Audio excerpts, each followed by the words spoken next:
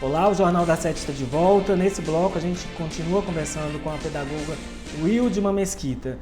Wildma, com relação à preparação dos professores, nesse sentido, qual que é o trabalho do pedagogo?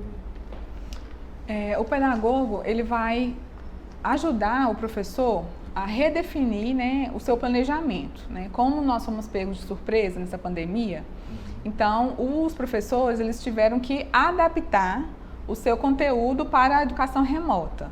É bom a gente diferenciar, né, o que é educação. Nesse momento que a gente está vivendo, a gente passou do ensino remoto emergencial. Não é educação à distância. A educação à distância, a concepção é quando ela é preparada para uma longa escala. Então, a mesma aula, o professor vai lá, produz a aula, produz o conteúdo e coloca-se numa plataforma que atinge, né, várias pessoas. Esse momento agora, não. É os mesmos professores daquelas turmas, né, quantidade de alunos de turmas, então, que está fazendo essa educação remota. A aula não é da mesma forma.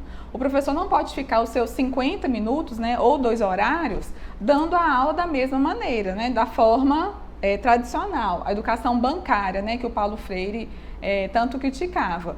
Nesse momento da educação remota, o professor tem que mesclar as estratégias, as metodologias, né, trazer essa interação também com os estudantes, porque ficar os 2 horários, né, todo mundo na frente do computador, o aprendizado não vai ser significativo. Em relação a isso, fala-se muito em metodologias ativas. O que são as metodologias ativas?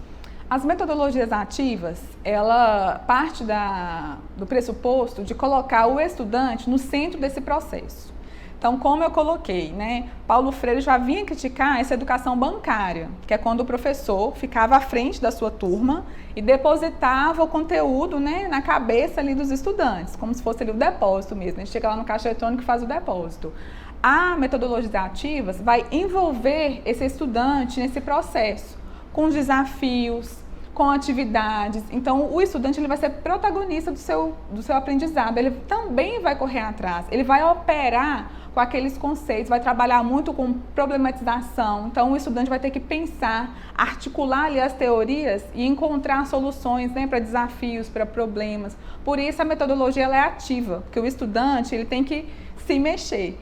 E nesse momento agora, né, da educação remota, o que a gente está ouvindo tanto falar da reclamação? Por quê? Os professores, para adaptar esse novo momento, estão passando mais atividades, estão tirando os estudantes da sua zona de conforto.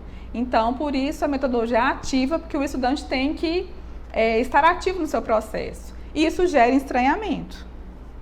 E o professor que nunca usou nenhuma ferramenta, por onde começar? O professor que nunca utilizou, ele vai começar daquilo que ele mais domina.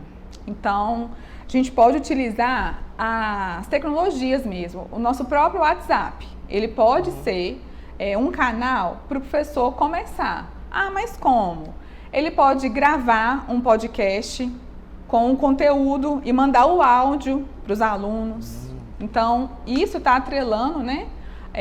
O que ele já utiliza no dia a dia, né? O próprio Instagram, né? Com as lives, com conteúdo, no Facebook, com as comunidades, aí o professor pode abrir uma sala, né? E utilizar essa plataforma também para estar ajudando. E o que a gente mais fala nesse processo o professor, ele fazer uma curadoria. Às vezes ele não tem a expertise de ir lá, né, gravar uma aula, né, que tem que fazer os recortes, a gente sabe que dá muito trabalho, né, vocês que trabalham, né, nesse ambiente, vocês sabem muito bem, né, de edição, de chegar àquele produto final.